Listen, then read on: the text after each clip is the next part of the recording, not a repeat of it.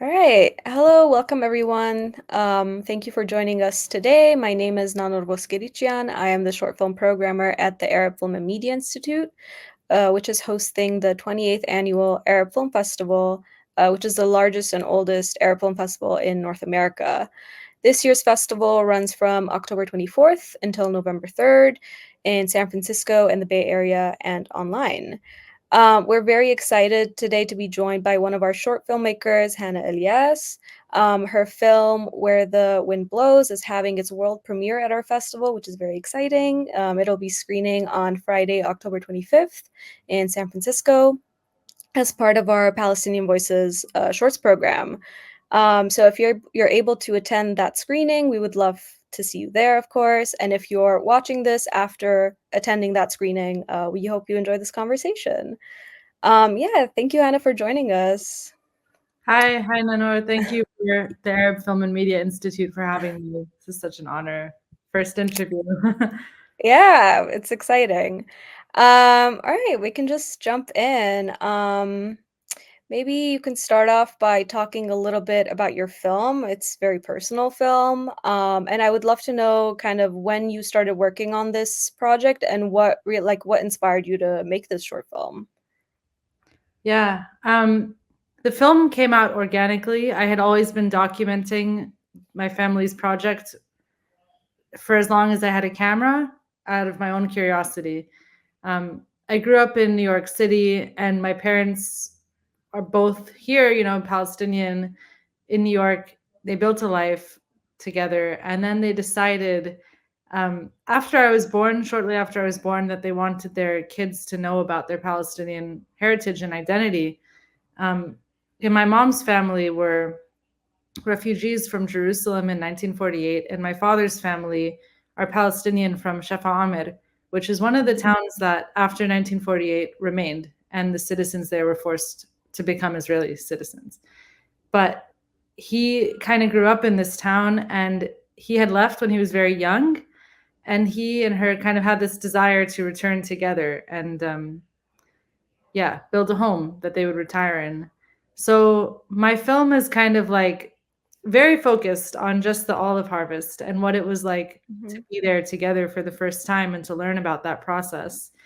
Um, and I really wanted to focus on these ancient Palestinian agrarian practices of olive harvesting and just kind of the deep ties between Palestinians and the olive tree. It's a member of the family. And filming it in this way as a personal family story really establishes the olive tree as that character, as that member. Um, and so that's what I was really passionate about, specifically in this short. But yeah, I've been chasing my dad around the garden for a very long time. That's great. Yeah, I think you can kind of see a little bit of the progression also of them like discussing returning to Palestine and then like being there and them tending to the garden. It's really cool. Since you mentioned it, I mean, like I love the scenes of just like your father in the garden.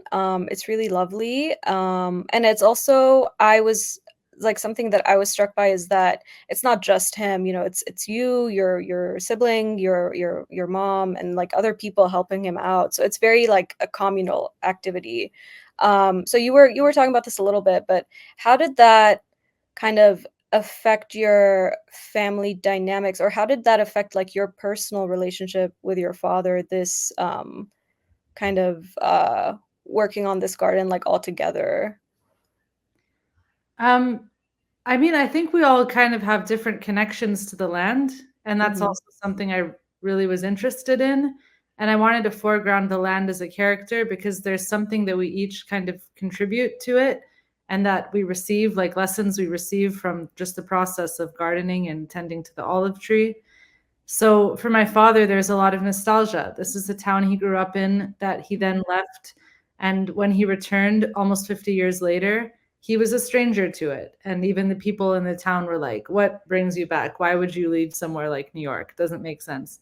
Um, and for me, having grown up then in the US and coming for the first time, I was kind of learning about all this nostalgia that he's planted in the soil over the Mhm. years, and learning about these processes and traditions that have been in his family for so long. So I think, a lot of the film is that knowledge sharing between us and that intergenerational knowledge that starts to get passed down. Mm-hmm. Is another reason why tending to the land in Palestine is so important, Mm-hmm. because that knowledge process, that kind of naturally happens, that exchange is like very much tied to this physical act. Mm-hmm.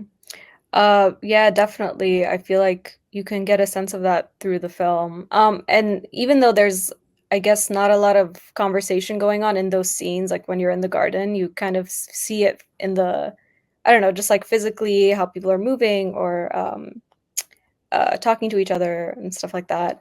Um, Yeah, I mean, sorry. a lot of the audio came from like these stories that he would tell me. So I would have recorded the audio when, I would just be sitting down somewhere and I'd bring my Zoom recorder to him and be like, tell me the story about the wind, or tell me the story about, Mhm. the rain, the olive rain, tell me about that.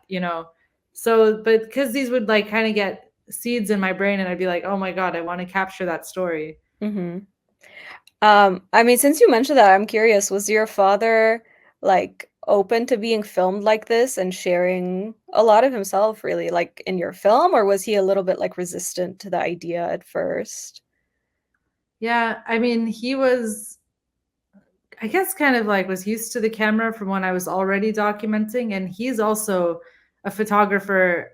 I mean, not formally, but he Mhm. has always been someone who had a camera on him. And Mhm. I recently came across his like Super 8s from the 1970s. Oh, very cool. So he's always had an interest in the medium. So I think he Okay. really like he appreciates film.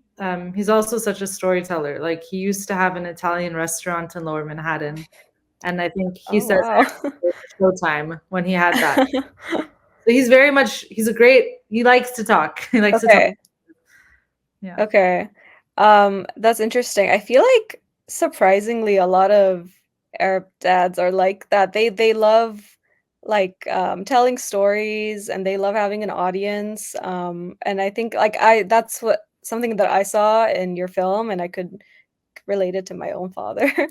Um yeah, you mentioned this a little earlier, but I really appreciate also how, your father is kind of thinking about and contemplating like how he feels returning to Palestine, which is obviously something that a lot of Palestinians long for, and he's able to do it, but it's not so like straightforward. It's a little bit like complex, those feelings.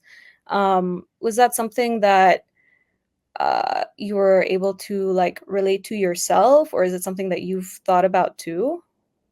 Yeah, that's a really good question. I think that's one of the points that makes the story relate to global diasporic audiences, Mhm. because it's that question of like when you grow up somewhere and you leave very young and you come back later, you feel like you're neither here nor there. You don't belong Mhm. in either place.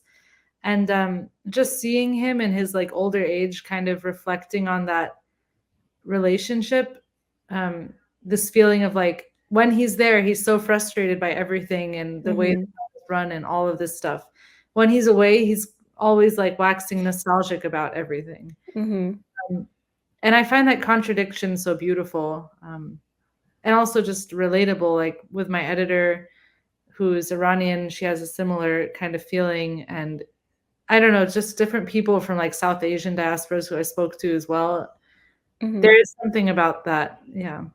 Yeah, it's I don't know. I've noticed it's like a very common feeling, and it's a little bit hard to deal with because I don't know, if you kind of present this contradiction to like someone who is American or Western, like they kind of don't really understand. Um I don't know, I don't really know what my point is there, but it's something that I've thought about a lot too. So I really I like that you were able to show that and then he was talking about it too. Yeah. Yeah, I think he poetically captures it in the fire. Yeah. Yeah, I love that scene very much. Yeah, just like thinking about other scenes, I also love the scene in the olive press when they're making the olive oil. It's very nice to see like all of this hard work, and then you finally like get the product of the olive oil. Yeah, if you could talk about a little bit about like where the olive press is and who are those like people that we see, like who are the other people in the background besides your family? Yeah. So the olive oil press, this is the one that kind of tends to all of the town of Shafa Amir. Mhm. It's interesting because the press is like they do lots of stuff throughout the year, but then like during the olive harvest, they're packed. Mhm. Like you wait forever to just get your olives in line to actually be selected and then taken into the machine. And they're one of the few places that will do for like small batch, like your own family harvest. Some Okay. places will only do if you have like huge piece of land with lots and lots of olive trees. Okay. You guys are like allowing each family to come. So I think that side of things makes it this very familial and celebratory atmosphere because all the families are there and they're all trying each other's olive oil. Mhm. And Chef Ahmed is interesting because we have like three different communities. We have the Druze, and the Mhm. Druze are the ones that run that press. Okay. And we have Muslims and Christians, and they're all kind of in this town together. And oftentimes, yeah, I mean, like working together, but kind of within their own communities for the most part. Mhm.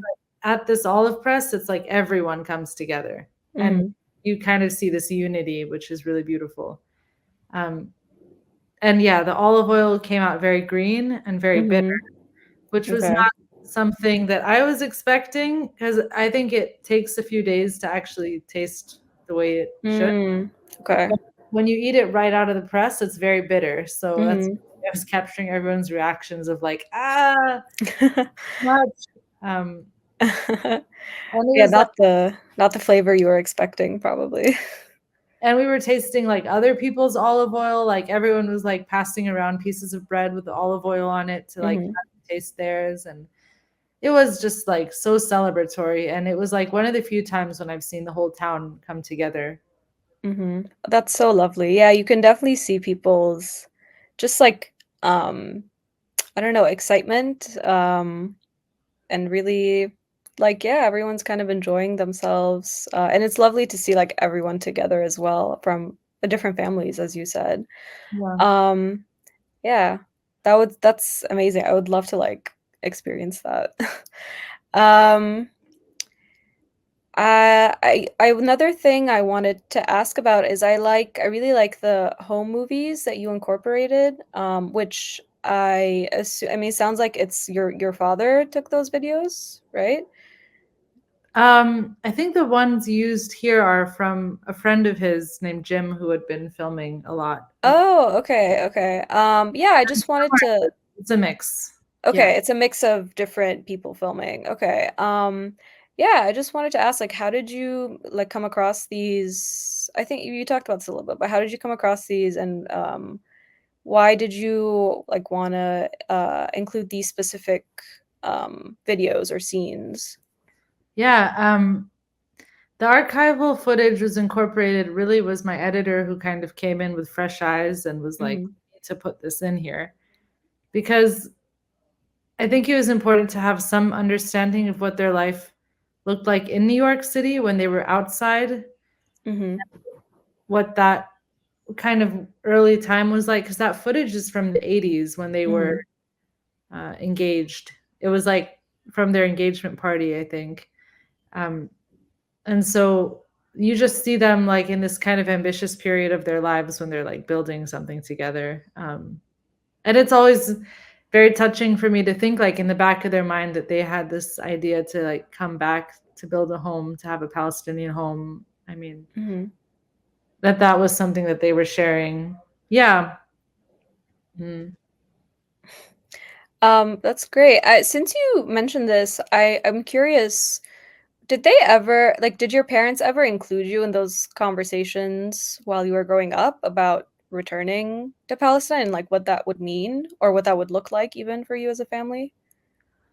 Yeah, I think there's only so much though that you can really like prepare. I mean, Mhm, they were I had grown up just hearing them talk about the practicalities of the home and building it and like them dealing with all the bureaucratic nightmares involved. mhm, Because that's another thing that the film is too short to really go into, but like as a Palestinian citizen of Israel, you have to deal with a country Mhm. that doesn't want you to be there, to be building and to be building a home for you and your family. So they've Mhm. created these like bureaucratic nightmares and obstacles, and the most simple thing, like, I don't know, opening a road or trying to get your garbage taken out on time is like extra difficult. And Mhm. so they were, as people who were returning and not necessarily familiar with how things work, were always kind of like frustrated with these like aspects of things. But the nostalgia and the beauty and like the poetic aspect of it kind of came about once they were actually able to go and tend to the land. And then Mhm. it was that time spending time in the garden when I would hear all these stories and learn about the meaning of certain flowers, why they chose to plant something where it was, from my mom. There's also a feature film being made from this short, so Mhm. some of what I'm mentioning will probably be in the future, but my mom had this plant called the sea, which is Mhm. passiflora in Mhm. English. It's like passion flower. Um, and this is a plant that her father used to grow in Jerusalem. And she always tells me about it. She talks about it a lot. And like, she's growing her garden in Jerusalem here. And this is something, one part of it. And she's like very obsessed with tending to this flower. But that was like one example of something that she plants there, which, yeah, it's kind of planting a lot of that. Also, these memories of displacement, Mhm. which is an interesting thing to like see in the physical landscape. And I think the physical landscape can say so much. Like the garden kind of speaks for itself. And yeah, I really wanted to make the land a character in this Mhm. and to make the olive tree feel like a character. There's a lot of these like close-ups and panning and Mhm. things where I was trying to bring in the movement. And the wind also is like kind of animates the tree as well because the branches are moving and things like that. Mhm. Yeah, I think you definitely, or I definitely saw that, especially with the olive trees. It feels, um, there's a part where your dad is saying like, this is like it has a soul, and you can definitely see that. I think like each tree is so singular and special. Yeah. Um, I yeah. think that's also why I wanted to focus on one tree, Mhm. like one tree only. Mhm. Because there's a second tree, but Yeah. I wanted to focus on this one tree because I was like, there's so many elements in it. Like this one tree was also the reason that they felt confident they could come back because they saw that it was surviving when the rest of the land had kind of been neglected and there was Mhm. garbage everywhere. And they were like, but this tree is here. So I wanted to like pay tribute to the tree. Yeah. Yeah. That's amazing. Yeah, since you mentioned it, this is being turned into a feature film. What is the progress on that? And I mean, we see also at the end of this short film, obviously, October, October of last year. I guess your dad's like efforts were a little bit interrupted. Maybe you can speak about that, and you also you're filming. Maybe you could speak about that a little bit. Yeah, I mean, the situation where we are is very different to what Palestinians face, in West Bank and obviously in Gaza. Hmm. It's a different situation for Palestinians that are in Israel because they're kind of like one subjected to very heavy censorship. So there's not Hmm. really, you can't really post anything. Demonstrations are banned. Hmm. And then there's also the strange thing of like seeing these rockets overhead and feeling that. And that's kind of what interrupted my plans, is just because my father was like, I don't want you to come and film during this. I don't want you to be here when all of this is happening. Just come back when things are quieted down. Hmm.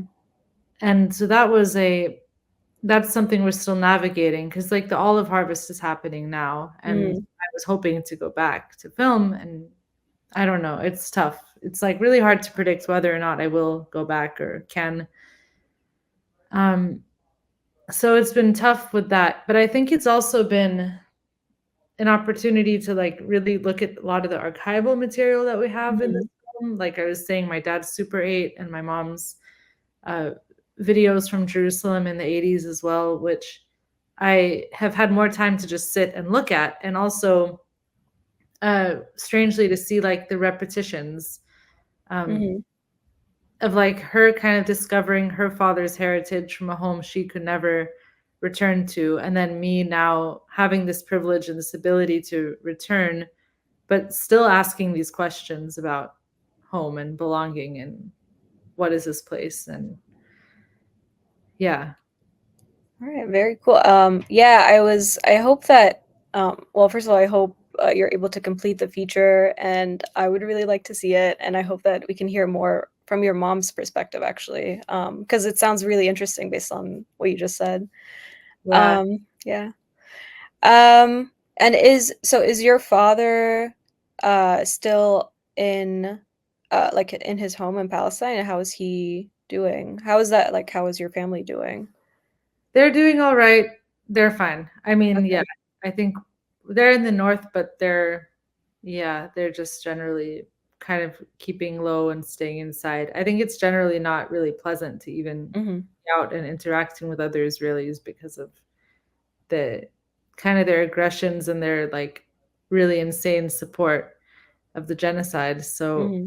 it's just it's I don't think, also something we don't really see in the media very much talks about this community, and I'm hoping the future can kind of look into some of those dynamics. Mm-hmm.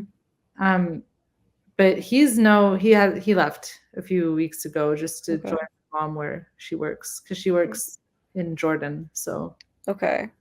but yeah, I mean, he's going back for the olive harvest pretty soon. So, although we're telling him, we're like, maybe the olives can fall this year and you can come the next year, but he's very excited about picking them.